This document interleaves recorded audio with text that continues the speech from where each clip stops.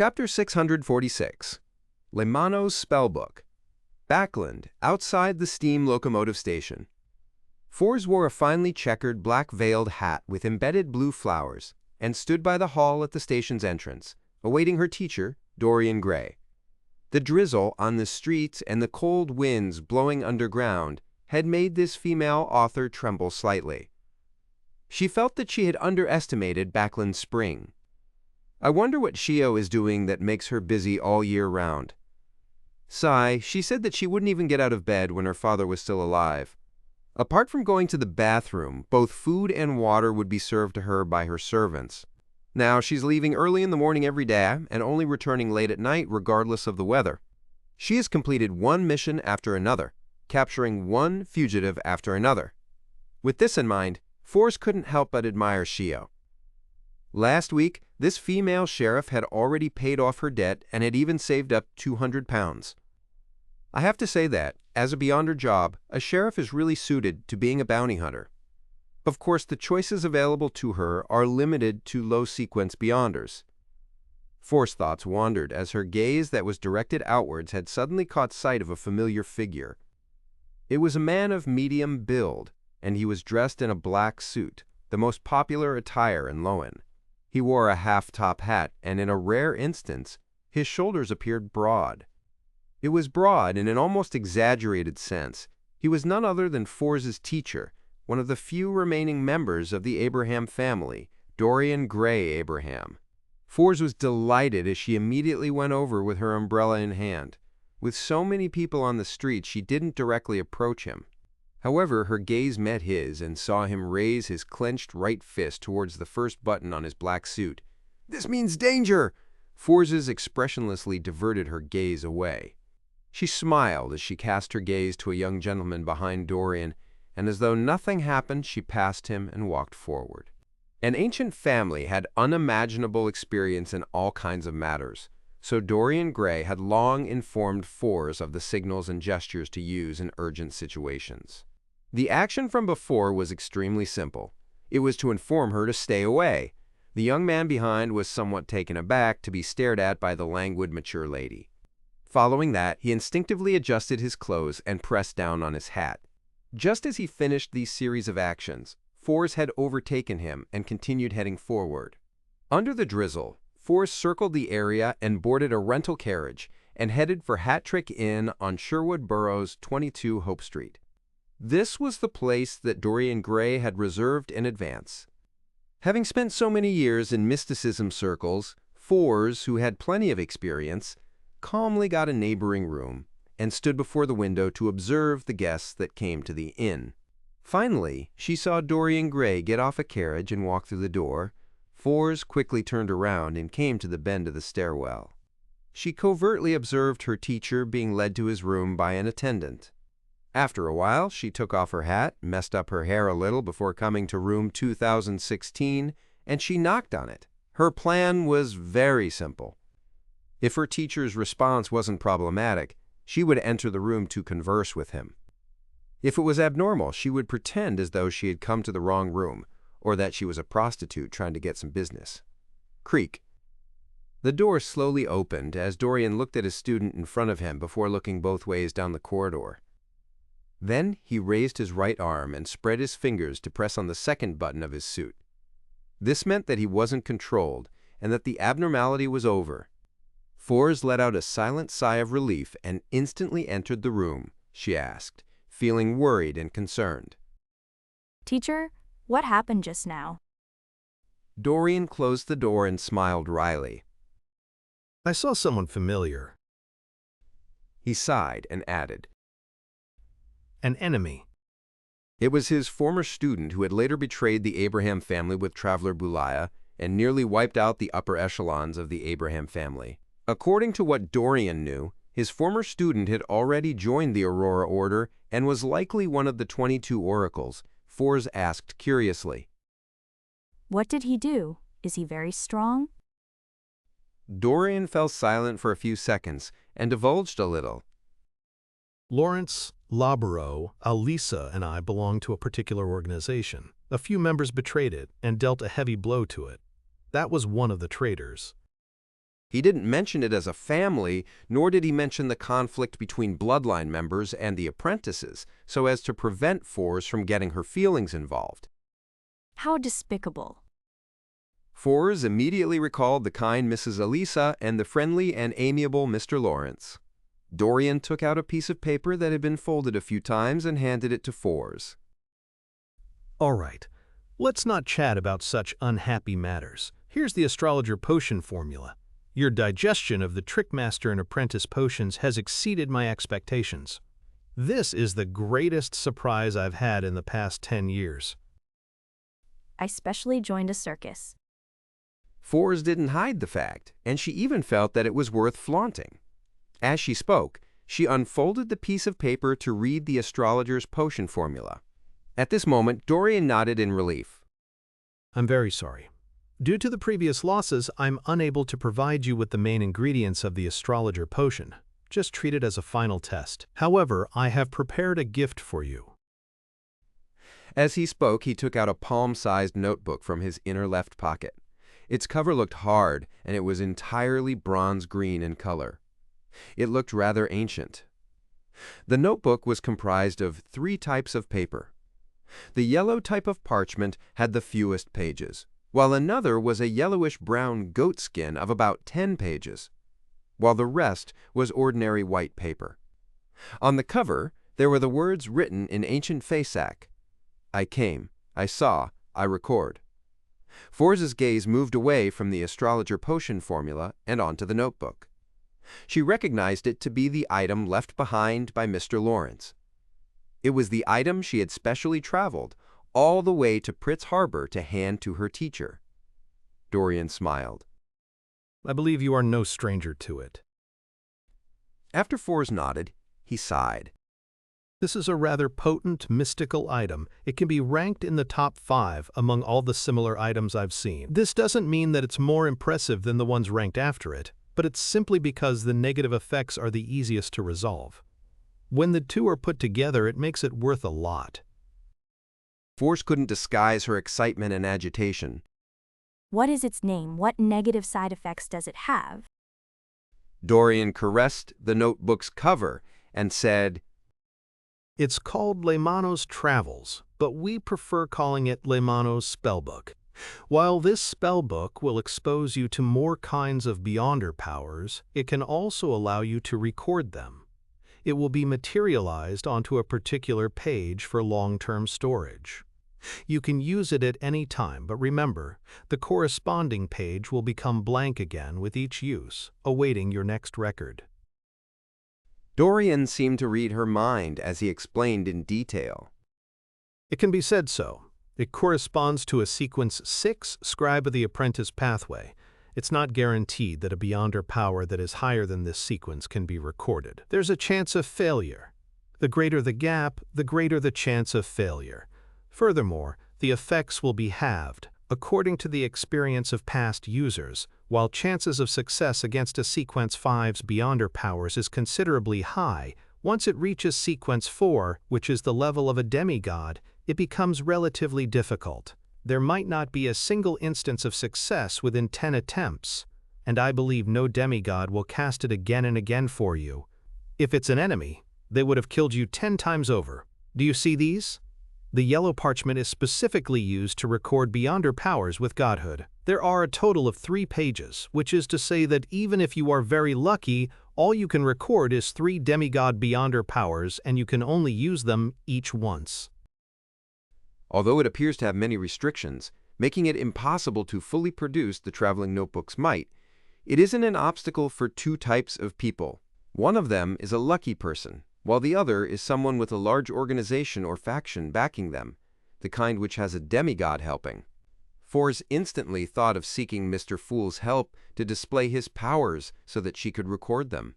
However, she immediately found it sacrilegious as she hurriedly apologized inwardly. Following that, she sincerely hoped that the supposedly strongest Ma'am Hermit in the Tarot Club would quickly become a demigod. Dorian noticed that Fours' thoughts were going astray as he continued. The pages like Goatskin can record the Beyonder powers of a Sequence 5 or 6. There are a total of 10 pages. and the effects would be more than half of the original, roughly 70 to 80%. Their remaining pages record beyonder powers below sequence 6. There are a total of 25 pages, and the effects are almost equal to the original, but they are still slightly inferior. Due to some developments in the past, the Spellbook still has 5 pages with beyonder powers left. The rest are blank. You can test them for yourself. Dorian paused before saying with a solemn expression, Before giving it to you, I have to seriously warn you that it has negative effects. After using it each time, it will make you get lost, and it's the kind that causes you to encounter danger. You have to draw a bit of your blood to smear it on the cover evenly to reduce the effects. Remember, don't underestimate getting lost. You must resolve it as quickly as possible. Fors replied seriously. Yes, teacher. Dorian then handed Leymano's travels to Fors. This is my gift. Teacher is really nice. Fors pursed her lips and asked, What's the name of that student who betrayed you? What does he look like? If there's a chance, I wish to seek vengeance on him for both you and Mr. Lawrence. Dorian said solemnly. No, don't think about it. You are much weaker than him. Back when he betrayed us, he was already a scribe. Now he might even be a traveler. However, you do need to remember him and avoid him. His name is Louis Ween. I'll draw a picture of him later. Fors nodded. All right.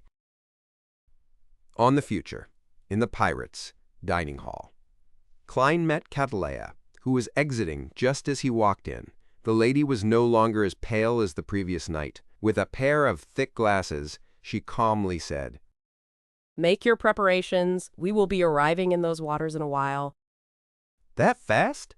How far exactly did we fly last night? Klein was taken aback. Chapter 647, Sea of Ruins.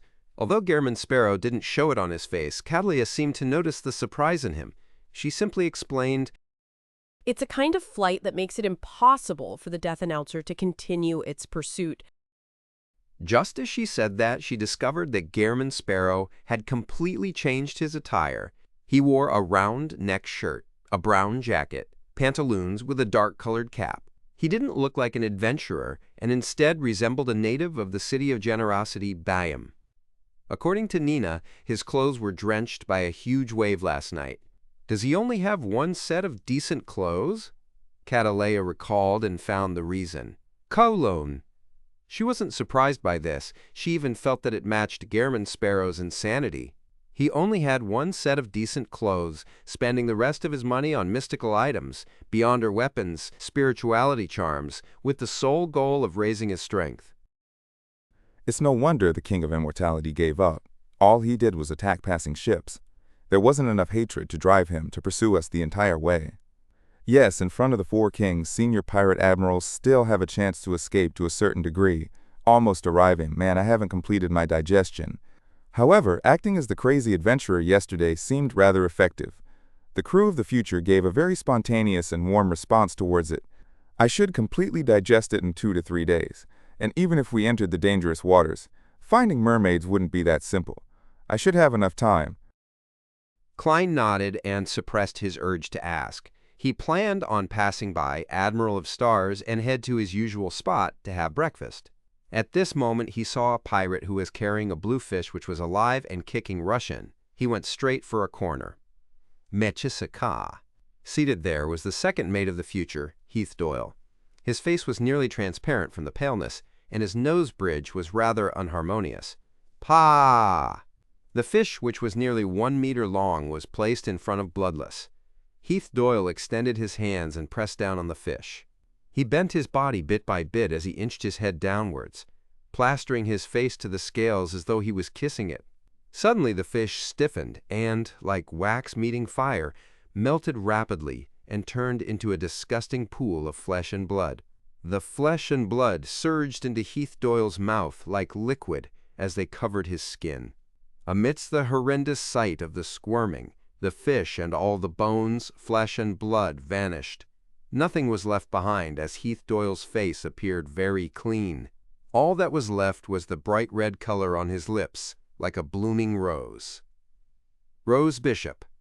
The name of the sequence surfaced in Klein's mind. Catolia, who was beside him, also saw the scene as she nudged her glasses. Every rose bishop needs to replenish themselves with enough blood and flesh. That way, they can fully showcase their Beyonder powers and not lose control after being injured as a result of an intense battle. Her lips curled slightly as she added, However, the lunatics from the Aurora Order have an inclination towards human flesh and blood. Actually, substitutes would work fine. From the looks of it, this bloodless with a bounty of 7,600 pounds is really lucky. On the one hand, he's lucky to achieve Sequence 6 at once, without any abnormalities or losing control. On the other hand, joining Admiral of Stars' pirate crew is another. Without the secret knowledge that this lady who is being pursued by knowledge possesses, he might have turned into a monster that desires human flesh and blood sooner or later, even if he didn't listen to the true creator's voice.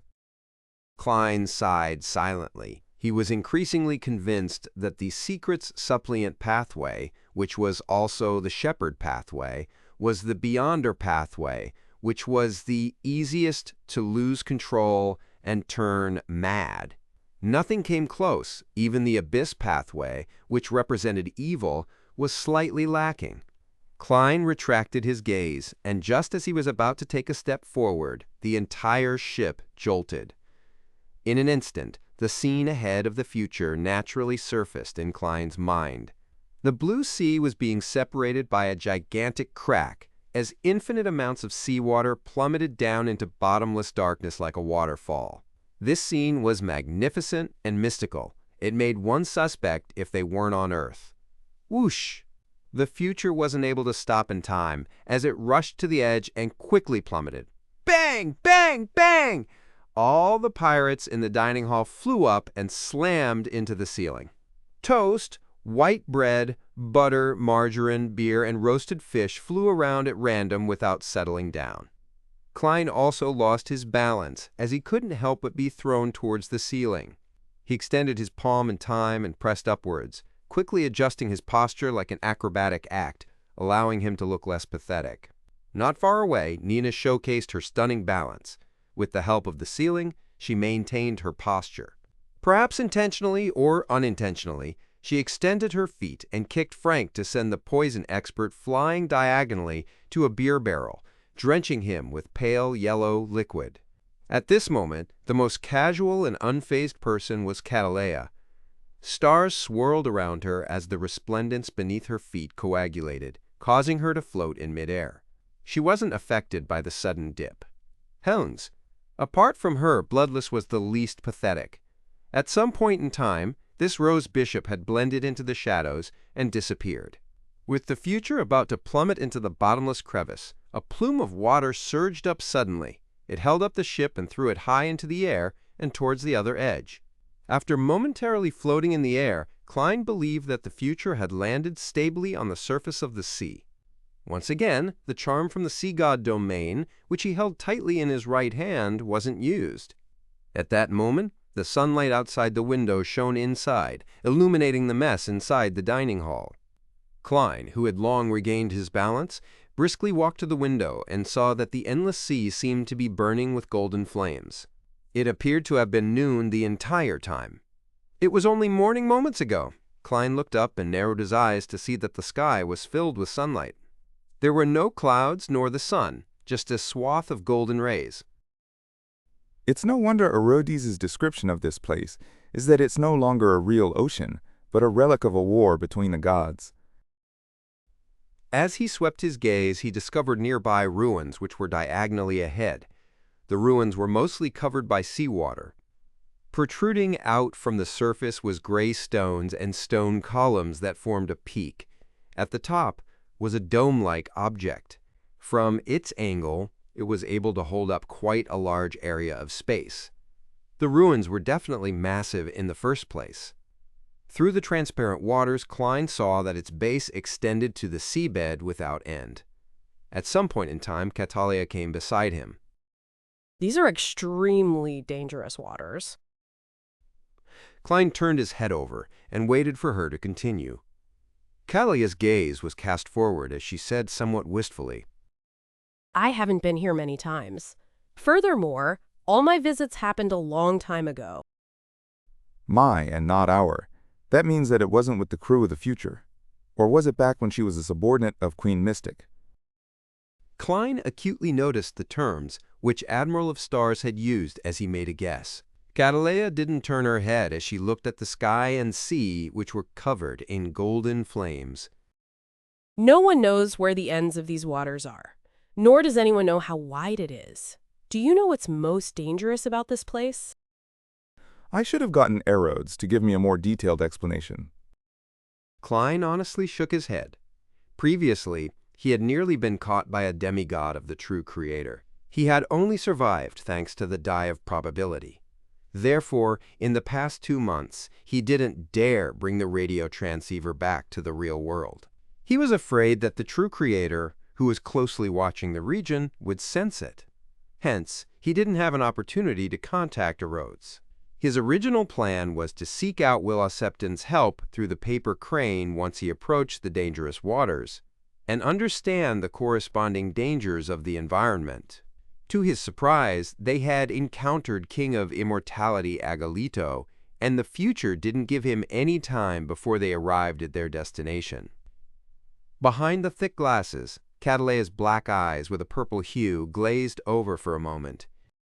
There are many ruins floating here. There are all kinds of mutated monsters. Among them include many demigods who have lost control or ancient evil creatures. This isn't the most dangerous part. If it's only because of this, these waters would have become a hunting ground for the 7 churches, a treasure trove for them to obtain high-sequence ingredients or items. Of course, there are many monsters and evil creatures who have lost control here, but they might not be real. They can kill us, but they might not leave anything behind after they are killed. Upon hearing this, Klein made the connection to the dragon of imagination, Enkewelt. This dragon king could conjure anything through his imagination. Could it be that these waters were where the ancient gods of the second epic fought? Klein nearly frowned, Cataleya said with an ethereal voice as she continued. Here, you will never guess what dangers you will encounter next. Perhaps you will just melt while approaching a ruin, turning into a wax-like monster. Perhaps you might turn into a rock amidst the storms from slightly deviating from the explored sea routes and end up shattering to pieces. To Beyonders at our level, that is the greatest danger. Klein turned his head slightly as he sharply asked, What about Beyonders that surpass our levels?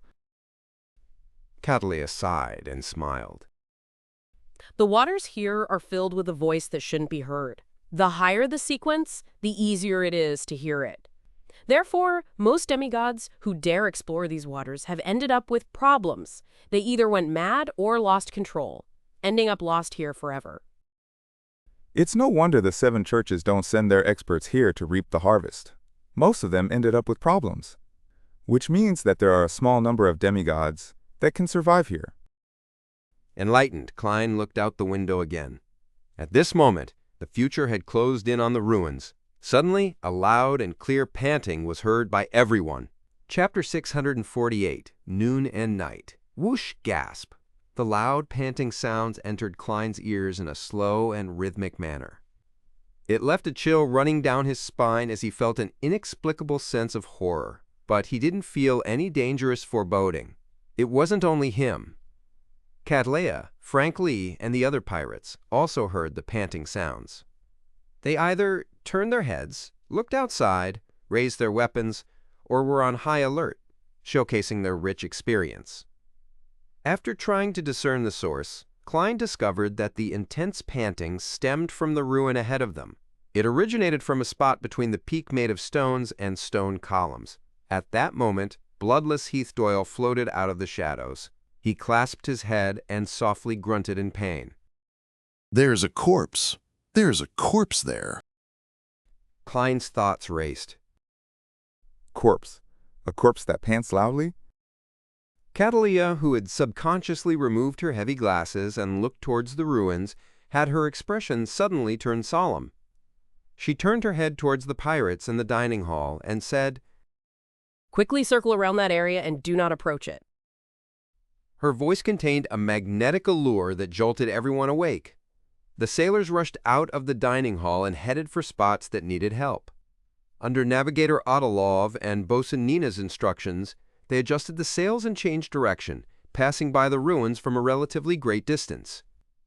Only when the peak formed by stone and stone columns vanished beyond the horizon did bloodless Heath Doyle lower his hands, his expression no longer in pain. Upon seeing this scene, Klein narrowed his eyes.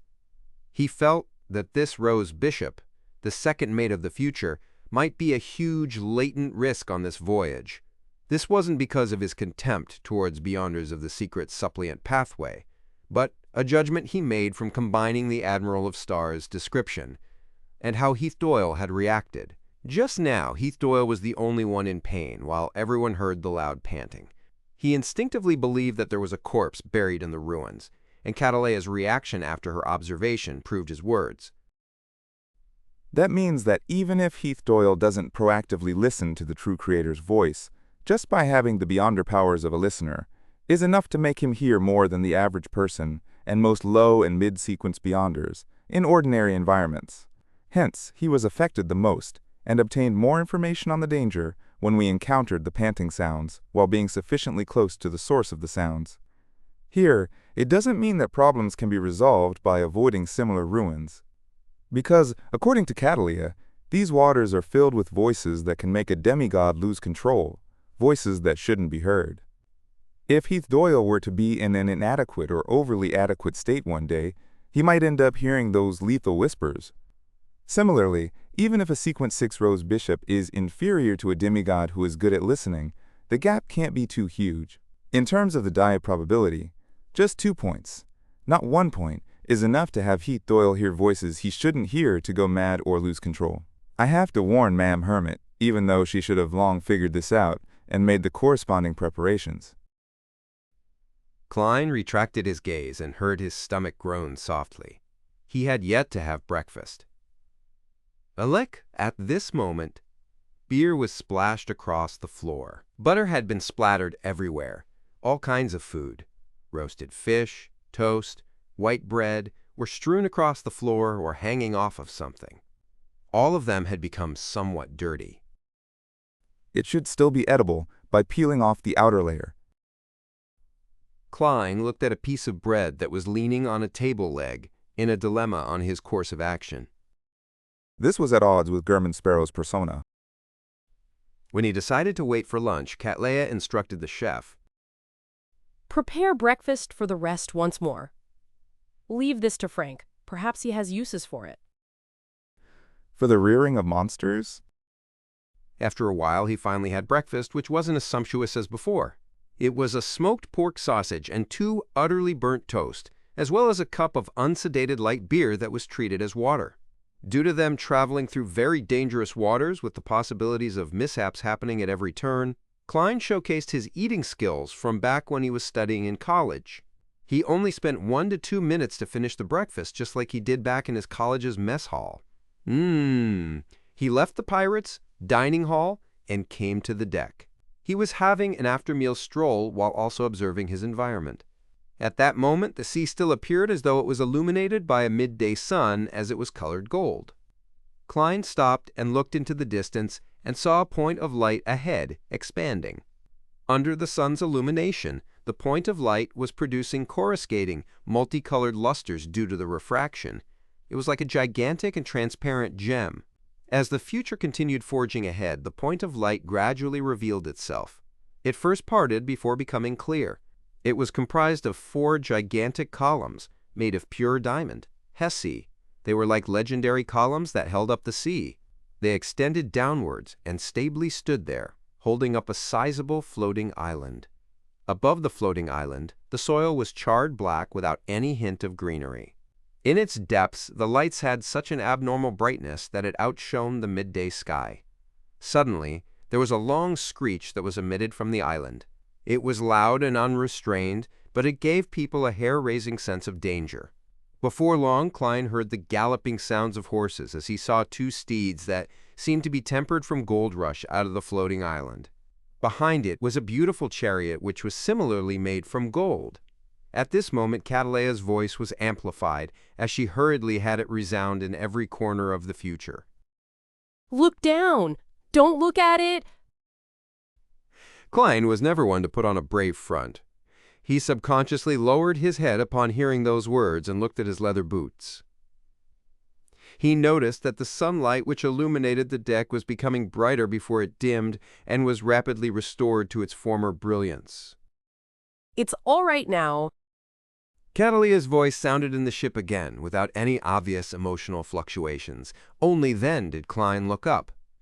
He discovered that the two steeds tempered from gold and the beautiful chariot they pulled behind it had vanished.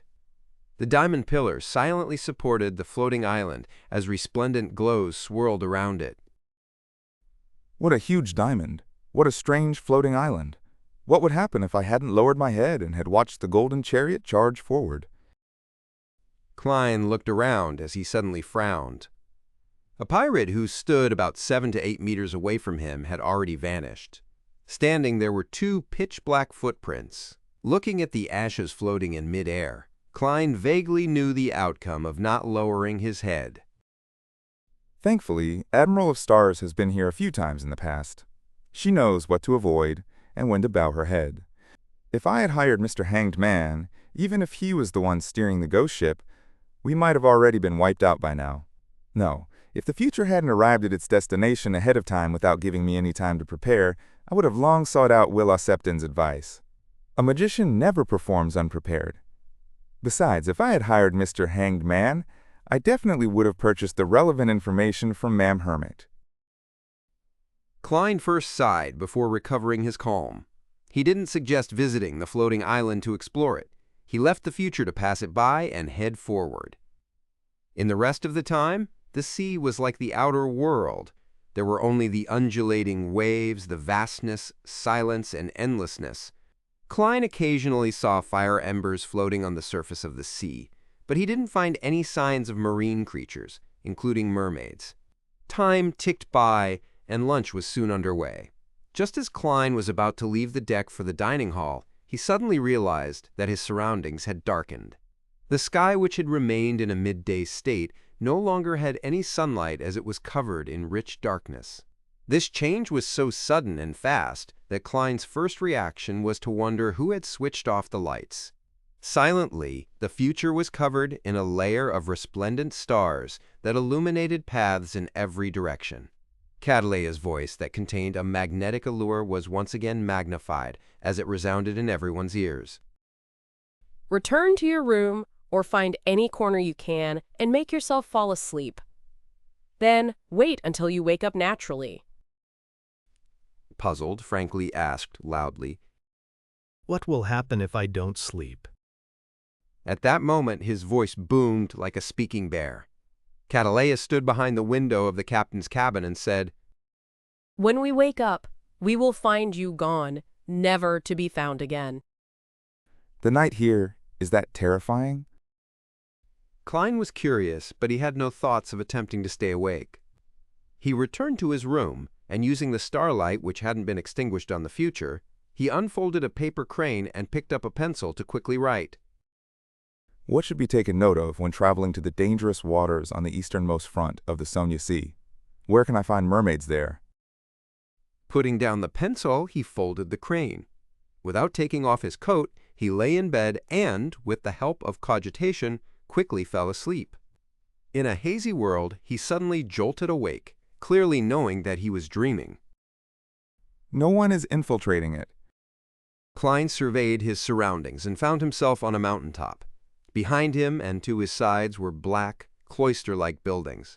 Ahead of him was a withered tree and a protruding boulder. On top of the boulder, Cataleya sat alone.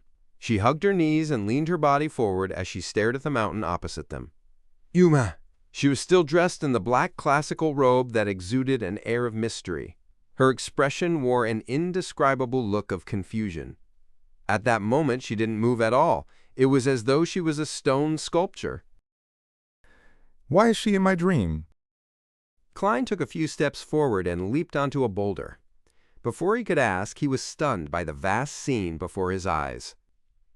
It was a feeling that struck a blow to his body and soul.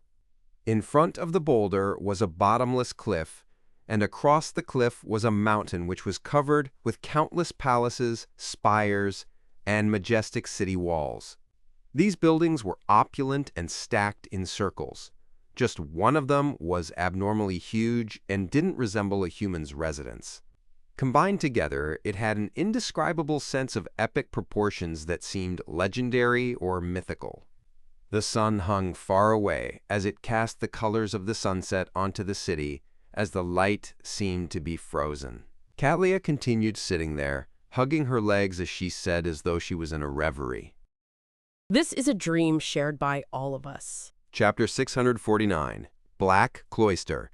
A dream shared by everyone? Klein repeated Cattleya's words inwardly as he slowly realized the situation he was in. Nighttime in these dangerous waters would connect the dreams of all living creatures. And any creature that didn't sleep would lack the necessary protection, as their soul bodies weren't in the dream.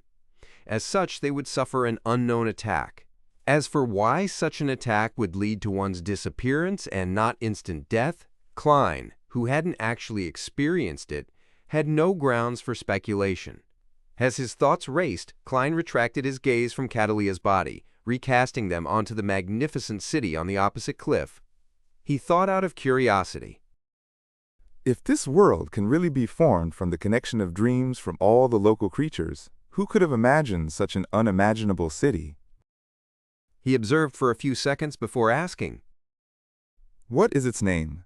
What's the name of this city that can only exist in myths and legends? Cattleya stared ahead in a daze as she spoke as though she was in a reverie. No idea. There will be a chance of seeing it every time we enter the dream, but it's impossible to approach. She said that it resembles the Great Twilight Hall in Fasak. She likely has her own guesses, but she has never told me. She? That queen mystic? The Great Twilight Hall is where the Church of the God of Combat's papal chair is. Klein surveyed the area and deliberated before saying, I plan to look around. He believed that the future wouldn't leave these waters anytime soon. He would definitely encounter more nights and enter this dream world several times. Therefore, to defend against any accidents and to obtain intel, it was necessary for him to explore the area. And the exploration no doubt needed a partner. Cattleya remained sitting there, hugging her knees. Her tone remained ethereal as she said, Not interested. This isn't what a mature pirate admiral should say. You could have been more euphemistic. Ma'am Hermit, you resemble a young petulant lady. Klein was taken aback as he suspected if he had misheard. This was in conflict with the Admiral of Stars he had in his mind. Thinking of how Gehrman Sparrow also had his side of not being afraid of dirt and hardship, he came to a realization. He quickly made a guess. Cattleya isn't completely awake in the dream. She is able to know that she's in a dream, but she's unable to effectively control it. That is to say that she would unknowingly depict the feelings buried deep in her heart and reveal some of her personality, which she usually suppresses. It's no wonder she said that she was never able to approach that miraculous city. It's because she never had the intention of exploring it herself. Klein thought for a moment and deliberately probed. We might be able to discover something over there. Not going. Cattleya didn't hesitate to reply, but she never shook her head. I'll be here waiting. She really is in a semi-unconscious state. Klein made the judgment based on her reaction and tone. He didn't waste any more time and turned to leap off the boulder. Pa! Klein's feet stepped on the ground as he subconsciously looked back. Cattleya remained sitting there, hugging her knees. There wasn't anyone around, and the congealed sunset from the city opposite her shone over, producing a long shadow for her, blending with one of the shadows produced by withered trees. A gentle mountain breeze blew as the black figure gently shook. Cattleya didn't move as she stubbornly waited on the spot. At such times, there's a need for a psychiatrist to interpret the dream's emotions. This has nothing to do with the revelations obtained from divination. Klein curled his lips and surveyed his surroundings to seek a direction in which to explore. He discovered that regardless of the direction he took, he would end up at the black buildings formed from the cloisters. There was a towering wall that isolated it from the cliff. No matter how the exploration was made, one had to pass by the cloister unless one jumped down the cliff. Since there was no other choice, Klein went directly to the pitch-black door of the cloister. The door was nearly 10 meters tall, and it didn't look like it was prepared for human use. Klein sized it up for a few seconds, took a deep breath, and extended his hands to push at the ends of the door. A creaking sound followed. The door's weight far exceeded Klein's imagination. His muscles bulged as his face flushed red, yet he was only able to move the door by a tiny bit without being able to push it open. Thankfully, it's only a dream. As long as there's reason to believe, I can raise my strength without truly activating creeping hunger. Klein exhaled and made his left glove be tainted with a paleness. In the midst of dark green sparkles, he obtained the strength of a zombie. His arm turned thicker as his legs swelled. Screech! A deep grinding sound boomed as the door slowly opened to reveal its interior. The two dark spires and the black buildings were connected by covered bridges as they surrounded a vast, grayish rock square. There were plenty of holes in the square. Embedded in them were huge arrows. There were flaming stacks in various spots as if they had previously encountered an attack. Klein passed through the cave's entrance and entered the square.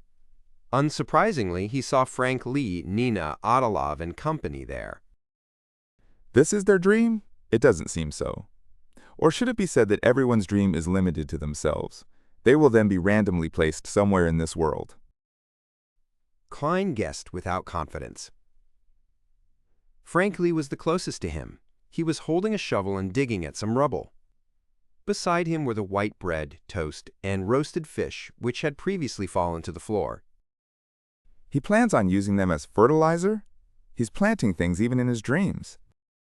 Klein went over and casually asked, "What are you doing?" Frank didn't stop, but he revealed a smile. I'm cultivating some little things. They need to sleep in the soil for some time before they can grow big and proliferate. Klein asked, both worried and curious. What's their use? Frank beamed and said, They're a crossbreed of fungus. It can make bulls produce milk. This way we can obtain more milk, allowing more people to drink good milk. Spare those bulls. Klein's face twitched as he asked, Will it succeed? Frank said with a frown, There's no problems with the effects, but I'm very worried that they can't reproduce. May death forever favor them. Klein prayed as he walked past Frank Lee and headed for the black building's entrance across the square. Along the way, he passed by Nina and Navigator Adolov, who were drinking beside a collapsed pillar. Have you ever thought of leaving the pirate crew after you're older to find a man to marry and settle down? I don't think anyone wishes to drift out at sea their entire lives. Adolov took off his pointed bonnet and revealed his slightly hoary hair. His eyes and tone informed Klein that in between the lines he meant, "If you wish so, why not consider me?" Mr. Navigator, you are old enough to be Nina's father. You need to consider your health. Passing by, Klein couldn't help but lampoon when he heard the conversation. Nina gulped a mouthful of beer and looked in a particular direction. No, that's not the life I wish to lead. Before joining you, I once attempted to settle down in the east coast of Fasak and not be a pirate again, but I was unable to bear with the boredom. I have to lug wood and move things every day, and I can only stay at home at night. I'm not allowed to go to the bar or go out hunting in the wilderness. Such a life seems constant and unchanging. Furthermore, I suffered all kinds of criticism, tolerating those irritating people. I have to worry about the cops even if I wish to beat them up. It's still better on the ship. Although it's boring most of the time, we can often go to different places and encounter different matters. Even the most boring times can wreck those fellows, training them into passable pirates. I can also tell them that the one who performs the best every month can spend the night in my room. Then, I'll watch them excitedly enjoy the torment. Of course, spending the night and having sex are different. It depends on my mood. A true female pirate. Everyone wishes for something different. Klein neutrally gave a comment and didn't believe that there was anything wrong with Nina's ideas. I won't disagree with her choice, but if she often kills, engages in arson, and plunders, I don't mind using her head to exchange for a bounty the next time we meet. Klein retracted his gaze and arrived at the suspected entrance of the black buildings and spires. Subconsciously, he turned his head and realized that the shadows in the corner seemed normal, but there was something different about it. Bloodless Heath Doyle? He hides in the shadows even in a dream? According to my limited knowledge of psychology, this is a result of greatly lacking a sense of security. Klein pushed another door, which was similarly almost 10 meters tall. Amidst the grinding sounds, his gaze suddenly froze. Behind the door was a vast hall which had 2 rows of stone pillars supporting it. The hall was abnormally dark without any candlelight. As the main door opened, the light from outside shone in, lighting up the interior to make it clear. Klein saw that there were murals of various colors, with gold being the main color of choice on the dome. They were connected to one another without any gaps. It gave him a magnificent and sacred feeling. Thump, thump, thump. A figure had its back facing Klein, using the axe in its hand to chop at a long and huge tree. Its motives were unknown. The figure was dressed in a white shirt and a black vest. It didn't look like any of the pirates on the ship. There's someone else in these waters? Or could it be the mysterious pair of eyes that had been observing the deck and me? Klein's heart sank as he slowed down. He warily approached and came to the figure's side, where he discerned the figure. It was a man who looked young. He had blonde, short hair that was split 70-30. His emerald green eyes looked focused and serious. Klein carefully asked, "What are you doing? What is this place?" He intuitively believed that the person wasn't the owner of the mysterious eyes. The young man raised his hand to touch his earlobes without turning his head. Why are you asking these questions? My ship has sunk, and I'm busy making a canoe for myself. I don't have time to speak to you. Klein thought before asking, Who are you? Who am I? I'm the unlucky Anderson. Ever since I saw that mural, I've been plagued with bad luck. The young man pointed in a direction. Tracing his finger, Klein saw a mural. The mural depicted a sea of fire that split in the middle to produce a path. On the path, there was a long line of people. The members either held their heads low with pious devotion or prostrated to the ground. Their destination was in the depths of the sea. Their leader was a lanky man with long silver hair. His facial features were mild and his eyes were tightly closed. On his back were layered wings. This. Klein's pupils constricted suddenly. He recognized the leader on the mural. It was the angel of fate which Little Sun had once depicted. It was the tail devourer Ouroboros. Chapter 650, The Unlucky Anderson.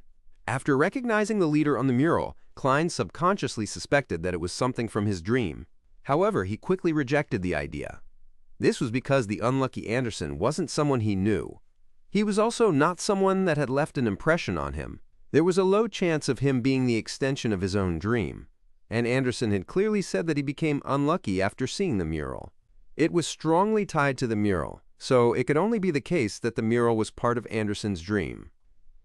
As he focused and looked carefully, Klein quickly realized that the mural was somewhat different from the mural that Little Sun saw in the true creator's abandoned temple. The background here was a sea burning with golden flames, while the previous one was that of a desolate plain.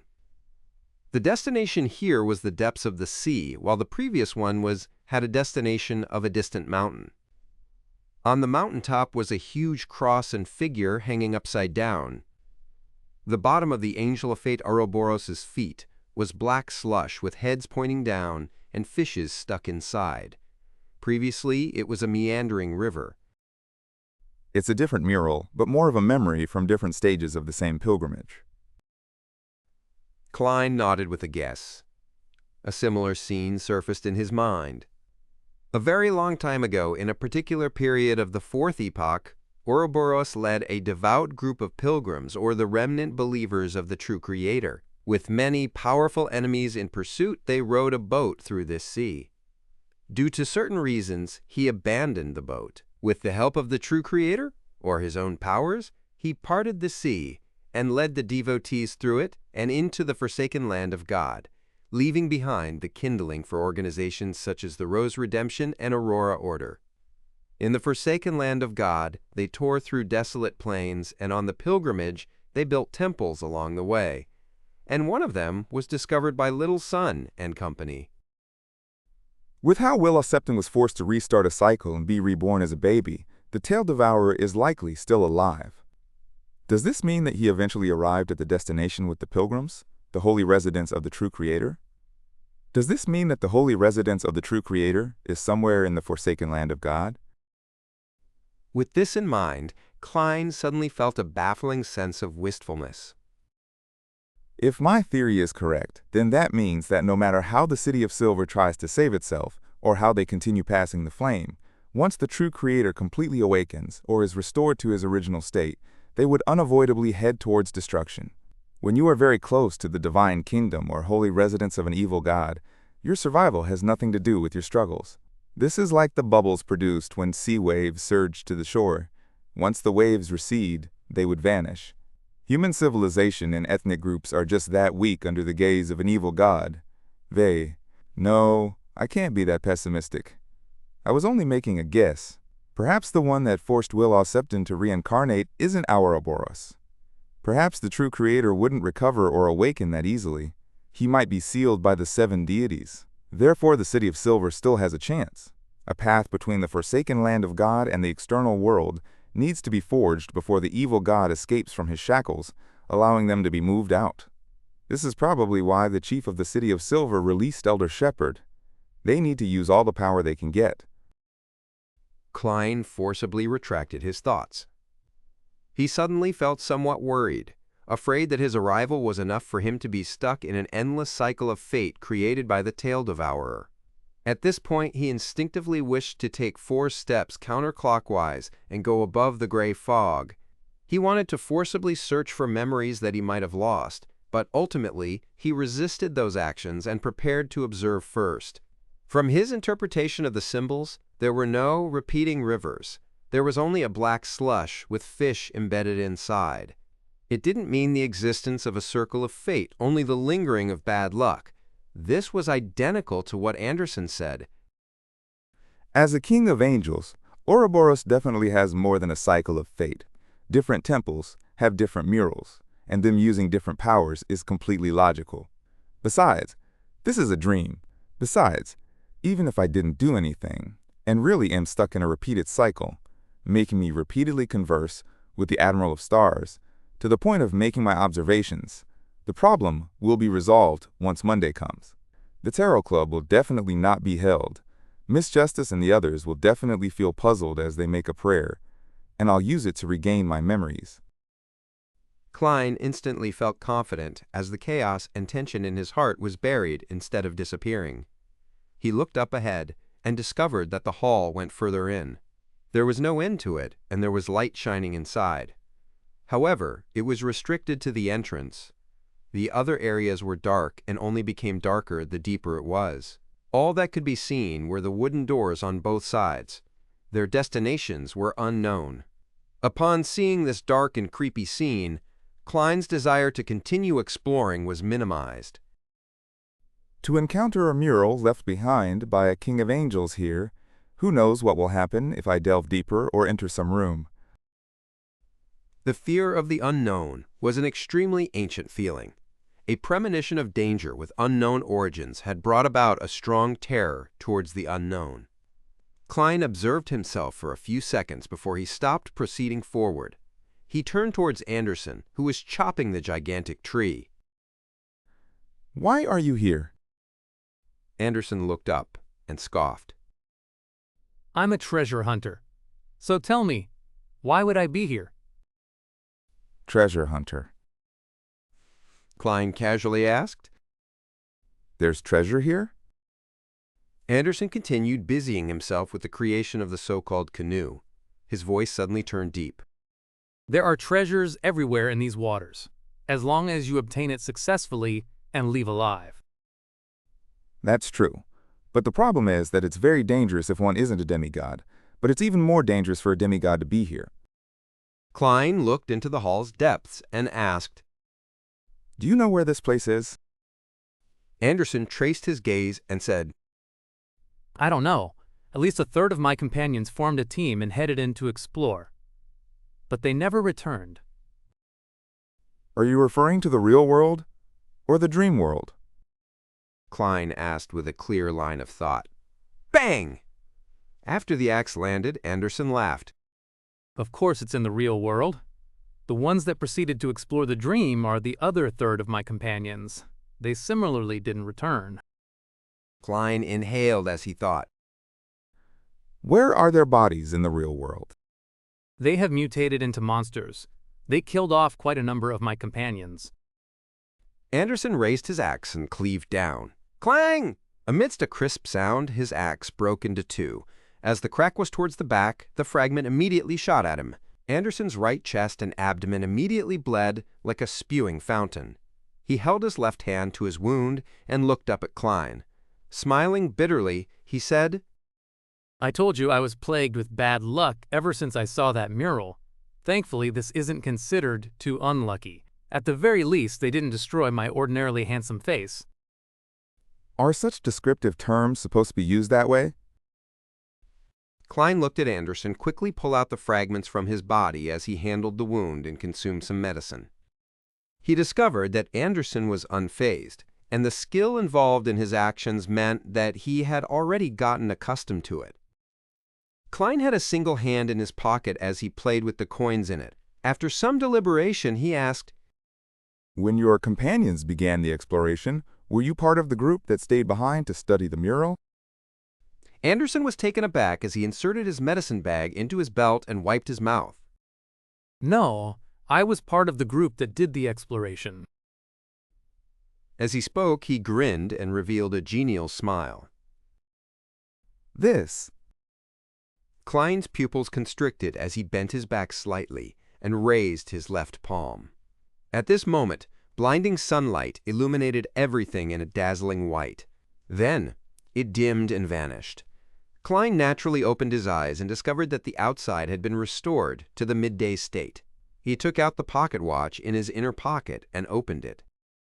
Only half an hour passed. This night is rather short. That unlucky Anderson looked very normal, but who knew that he was that terrifying? Rolling to his feet, Klein suddenly recalled something. Snake of Fate Willa Septon had yet to reply to him. As everyone's dream had been pulled into the world without the connection of the spirit world, he was unable to locate me? Or did he sense Ouroboros' aura and didn't dare come close? Or could there be something problematic with these waters to begin with? As his thoughts whirled, Klein decided to verify it. As for how it could be verified, the method was simple. He could sleep again while it was still noon. However, he wasn't in a rush to do so. This was because he wasn't sure if there were any taboos about sleeping in the day. Wearing his cap, Klein came outside the captain's cabin and knocked on the door. After 3 knocks, he retracted his hand and patiently waited. Before long, Katlia opened the door. She no longer looked as lost as she was in the dream. She had worn her heavy glasses once again. Is sleeping in the day all right? Klein asked directly. Katlia nodded. Yes. After answering, she hesitated and asked, It seems you were very proactive in that dream.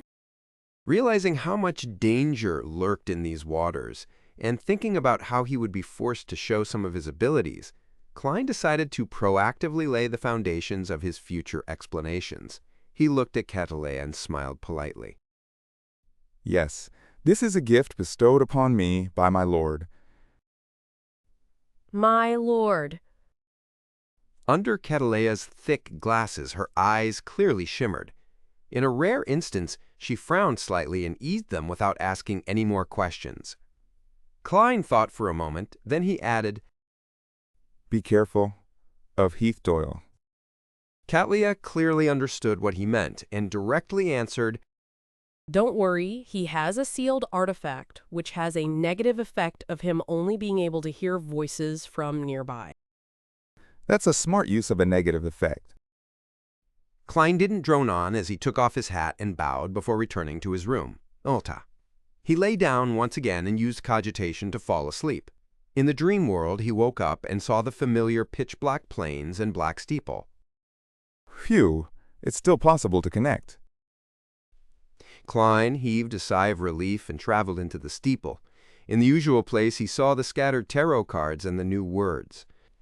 There's plenty of dangers there, the most dangerous being the dream that happens when night falls. It isn't about the disappearances if you do not sleep, but there's one thing to remember. Do not explore that dream. Absolutely do not explore that dream. Since there's not enough space, I won't explain why. All right, it's just a joke. The reason is that the area contains some of the dreams left behind by a deity.